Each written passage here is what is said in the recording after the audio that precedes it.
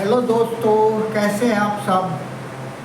चलो आज अगला चैप्टर चालू करते हैं, आरंभ करते हैं हम। तो आरंभ करने से पहले कुछ वर्ब और उनके मीनिंग्स आप जान लें, क्योंकि अगर आपके पास वर्ब्स नहीं होंगे और मीनिंग्स नहीं होंगे तो आगे यूज़ ही क्या करेंगे आप। तो सबसे पहले वर्ब है रिवाइज। रिवाइज में दोहराना होता है। सेकंड फॉर्म रिवाइज होगी, थर्ड फॉर्म भी रिवाइज होगी। फिर आगे है रिंग। रिंग मीन्स बजाना। कैसे बजाना? ऐसे ऐसे ऐसे ऐसे बजाने के लिए रिंग बोलेंगे, समझ गए ना। तो रिंग मीन्स बजाना, जैसे घंटी बजाते हैं यूं यूं। रैंक सेकंड फॉर्म है, रंग थर्ड फॉर्म है। ऐसे विशल। विशल मीन्स सीटी बजाना। एक ऐसे होता है, ऐसे ऐसे सीटी बजाना, या फिर गार्ड सीटी बजाता है या पुलिस सीटी बजाती है, उसके लिए विशल, WHISTLE। और सेकंड फॉर्म विशल होगी, इसको विस्टल नहीं पढ़ेंगे, WHISTLED।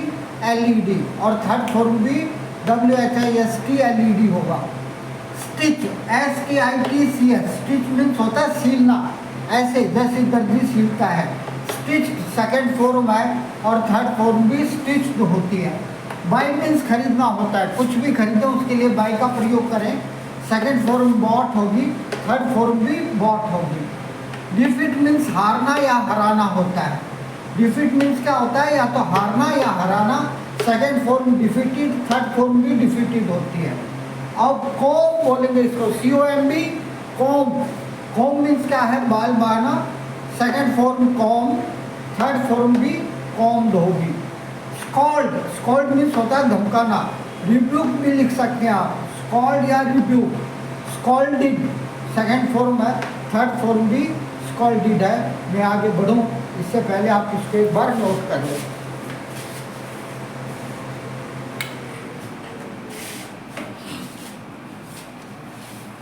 स्क्रीनशॉट ले लें आप।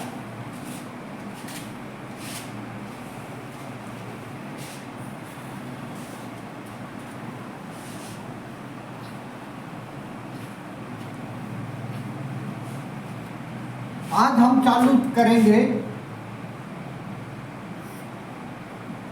प्रेजेंट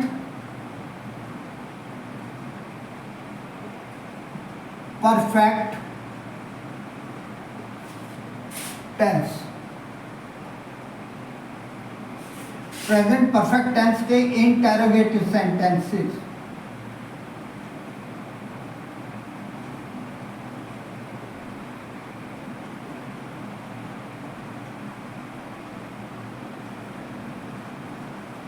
ये प्रश्नवाचक वाक्य होते हैं। इनमें सिंगुलर सब्जेक्ट हैज आएगा। सिंगुलर सब्जेक्ट से पहले सिंगुलर सब्जेक्ट कौन से होते हैं? ही, शी, इट या नाम, ठीक है ना। उनसे पहले हम हैज लिखेंगे, हैज, ठीक है ना। उसके बाद यदि सब्जेक्ट में नॉट होगा तो नॉट लिखेंगे, वरना नहीं लिखेंगे। हैज सब्जेक्ट से पहले आएगा, कब में? इंटरोगेटिव सेंटेंस में, प्रश्नवाचक वाक्यों में। फिर लगाएंगे वर्ब की थर्ड फॉर्म, फिर लिखेंगे हम ऑब्जेक्ट, फिर उसके बाद एडवर्ब वगैरह है वो अंत में लिखेंगे। और यदि सब्जेक्ट प्लूरल हो तो फिर हैव सब्जेक्ट से पहले आएगा। तो प्लूरल सब्जेक्ट कौन कौन से होते हैं आपको पहले ही पता है, जैसे कि वी, यू, दे, आई जो ना प्लूरल नहीं होता है, लेकिन ये इसके साथ प्लूरल एक्सिलरी वर्ब आएगी। और या फिर प्लूरल नेम्स। और यदि सब्जेक्ट में नॉट हो तो नॉट सब्जेक्ट के बाद आएगा, और फिर वर्ब की थर्ड फॉर्म प्लस ऑब्जेक्ट, और उसके बाद जो बचता है वो एडवर्ब वगैरह, और वाक्य के अंत में क्वेश्चन मार्क। इंटरोगेटिव सेंटेंसेस में यदि सब्जेक्ट ही, शी, इट या कोई एक नाम हो, ठीक है ना, ही, शी, इट या कोई एक नाम हो तो इन सभी से पहले हैज आएगा। और यदि वाक्य में नॉट हो तो नॉट लगाएंगे, वरना नहीं लगाएंगे। और वर्ब की थर्ड फॉर्म आएगी, उसके बाद ऑब्जेक्ट लिखेंगे, फिर एडवर्ब वगैरह हम अंत में लिखेंगे और उसके बाद अंत में आएगा हमारा क्वेश्चन मार्क। और यदि सब्जेक्ट प्लूरल है, वी है, यू है, दे है, आई है या प्लूरल नेम्स है, ठीक है ना, कई नाम है, तो फिर क्या आएगा, हम हैव सब्जेक्ट से पहले लिखेंगे, फिर नॉट हो तो नॉट लगाएंगे वरना नहीं लगाएंगे, और वर्ब की थर्ड फॉर्म ऑब्जेक्ट और उसके बाद जो बचता है वो, और वाक्य के अंत में क्वेश्चन मार्क। समझ आ गया? एक बार ले लो इसका स्क्रीनशॉट।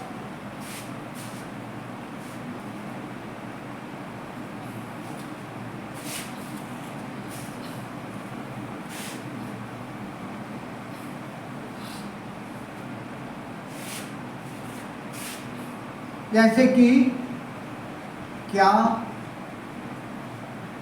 तुम कभी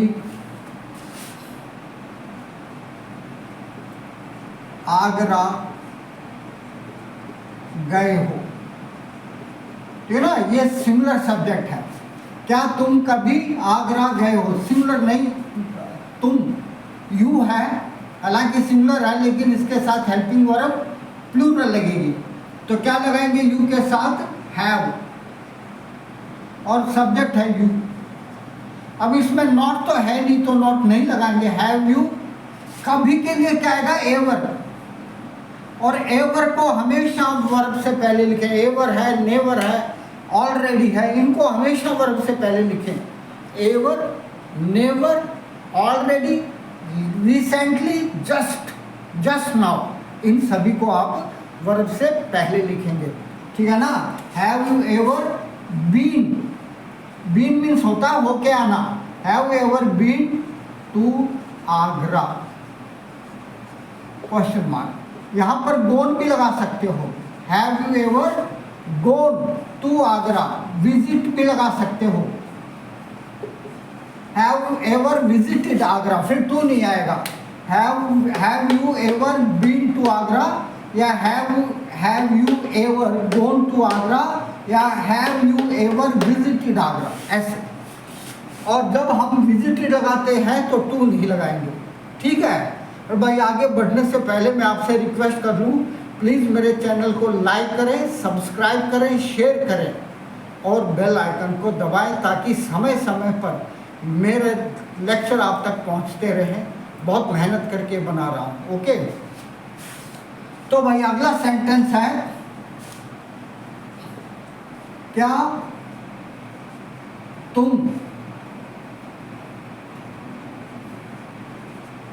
तुमने कभी डोसा नहीं खाया है,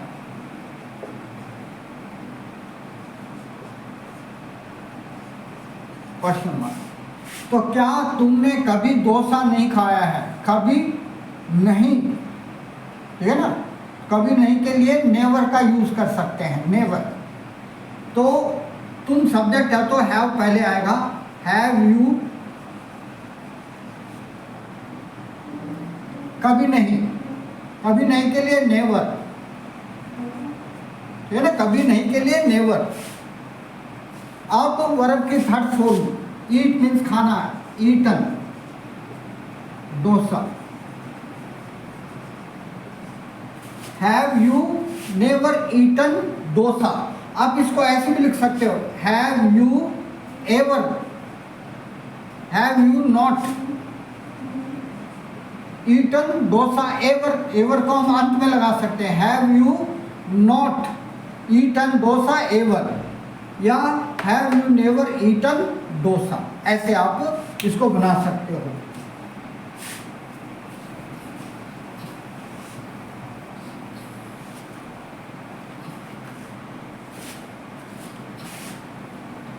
जैसे कि क्या तुम मेरे भाई से मिले,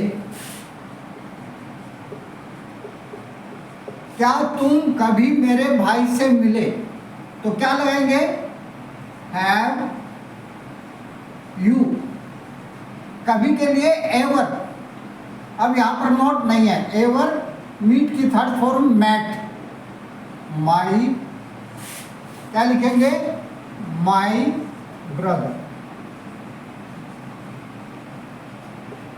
है ना। क्या तुम मेरे भाई से कभी नहीं मिले या मिले हो, ठीक है। तो जैसे कि क्या उसने कभी आपकी मदद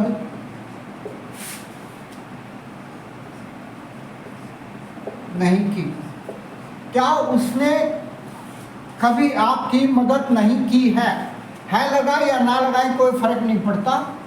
तो क्या उसने कभी आपकी मदद नहीं की है, तो उसने, ये तो सिंगुलर है इसलिए क्या आएगा, हैज ही। कभी नहीं के लिए क्या लिखेंगे हम, never, has he never helped you,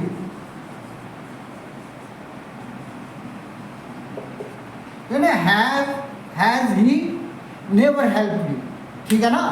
और मैंने बताया था ये जो होना प्रेजेंट परफेक्ट टेंस का प्रयोग कब होता है, कोई बात हुई भूतकाल में है और उसका प्रभाव हम पूछ रहे हैं, क्या भाई अभी तक उसने कोई मदद ही नहीं की है आपकी, ठीक है, वो लाचार खड़ा है, तो हम उससे पूछ रहे कभी मदद ही नहीं करी, ठीक है ना। तो जैसे कि क्या हमने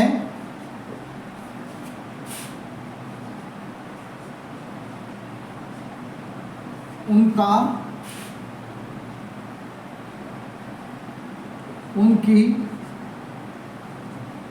मदद नहीं की, ठीक है ना। वही वाक्य है, सब्जेक्ट बदल गया है, तो कैसे लिखेंगे, have we not helped them, ठीक है ना। कैसे लगाएंगे, मदद के लिए हेल्प की third form, have we not helped them.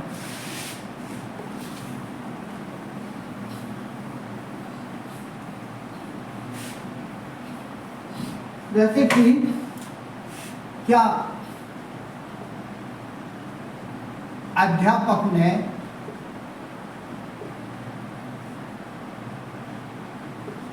जिन्हें हमारी कॉपियां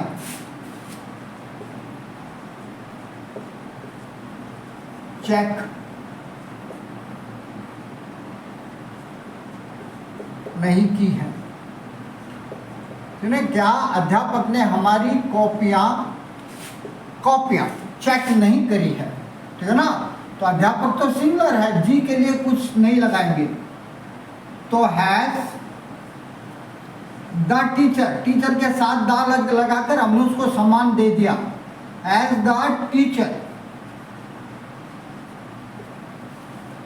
ठीक है ना। अब यहां पर नॉट भी है, नॉट सब्जेक्ट के बाद आएगा, नॉट चेक्ड, CHECKED, चेक्ड, क्या नहीं चेक करी है, हमारी कापियां, आवर नोटबुक्स, क्या लगाएंगे, नोटबुक्स, क्या अध्यापक ने हमारी कॉपियां चेक करी हैं, तो has the teacher not checked our notebooks, ऐसे लिखेंगे, समझे ना। तो जैसे कि क्या वह अभी घर नहीं पहुंची है, क्या वह अभी घर नहीं पहुंची, अब के सिंगुलर सब्जेक्ट है लेकिन ये लड़की है, तो क्या कैसे लगाएंगे, हैव शी, लड़की के लिए क्या सब्जेक्ट होगा, शी, नॉट सब्जेक्ट के बाद आएगा, हैड शी नॉट, अब वर्ब आएगी, वर्ब क्या है, पहुंचना, नॉट के तुरंत बाद वर्ब लिखेंगे ना, हिंदी में वर्ब अंत में होती है और इंग्लिश में सब्जेक्ट के बाद आती है, नोट हो तो नोट के बाद आएगा, तो has she not reached home, अभी के लिए येट, अंत में लिखेंगे। Has she not reached home at. समझ गया आपको?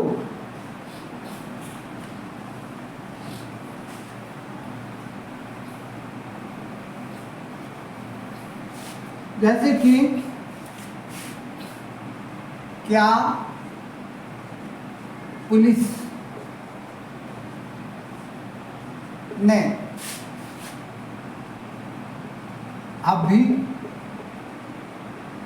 अभी चोर को पकड़ा है। क्या पुलिस ने अभी चोर को पकड़ा है? पुलिस आपको सिमिलर लगता है, लेकिन एक कलेक्टिव नाउन है, इसके साथ हैव का प्रयोग होगा, plural helping verb. Have the police, है ना? हैव द पुलिस जस्ट, अभी का लिए क्या लिखेंगे? जस्ट अरेस्टेड या कॉट, CAUGST, कॉट, है ना? अरेस्टेड भी लिख सकते हो, थोड़ा सा अर्थ बदल जाएगा। As the police just arrested या caught the thief, THIEF, thief, question mark. Has the police just caught the thief? जैसे कि क्या मैंने अभी तक कोई सेंचुरी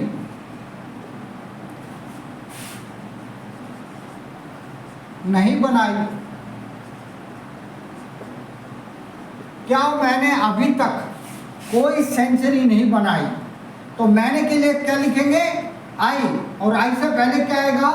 हैव आई नॉट। अब बनाई के लिए मेड भी लिख सकते हो, या रन बनाना, गोल बनाना या गोल करना, उसके लिए स्कोर ज़्यादा बढ़िया है। या तो मेड लगा सकते हो, मेक, मेड, मेड, या आप स्कोर लगा सकते हो। Have I not scored, SCORED, scored a century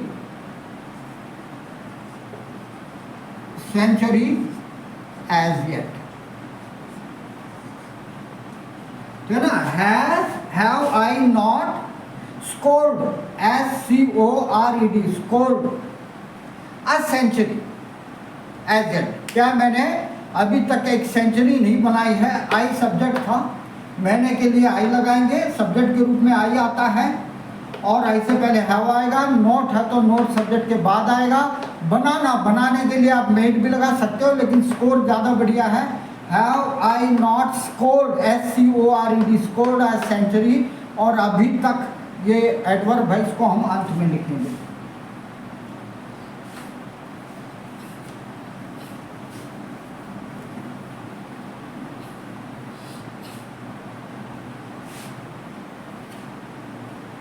जैसे कि क्या उन्होंने अभी या अब तक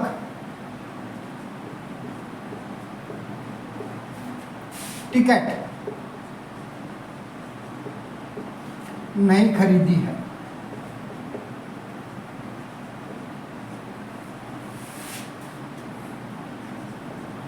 क्या उन्होंने अभी तक टिकट नहीं खरीदी है?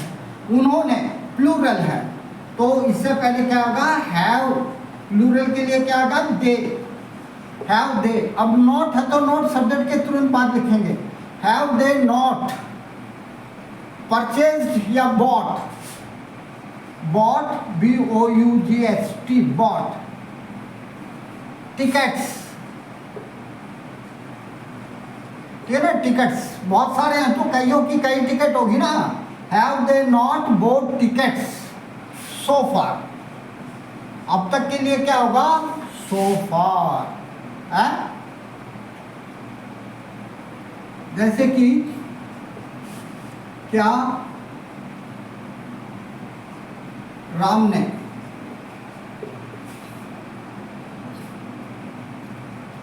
रावण को जला दिया है।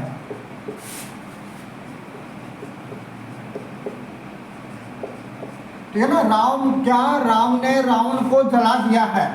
घटना पीछे की पास्ट की हुई है, लेकिन उसका असर पूछ रहे हैं, राख हो गया कि नहीं हुआ। तो हैज राम बर्न्ट या सेट फायर। सेट की तीनों फॉर्म सेट ही होती है भाई। Has Ram set fire.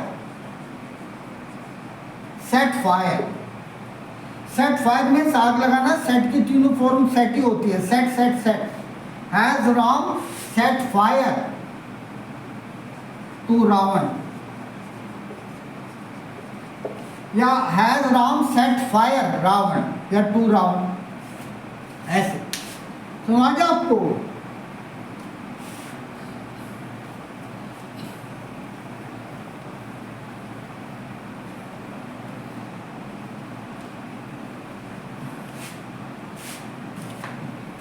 जैसे कि क्या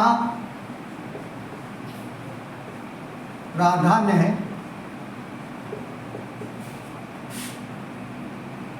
नई चूड़ियां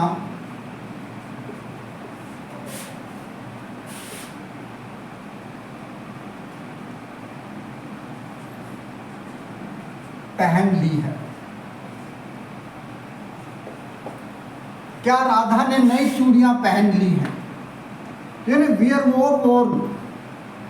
तो राधा एक वचन है तो क्या आएगा? हैज राधा।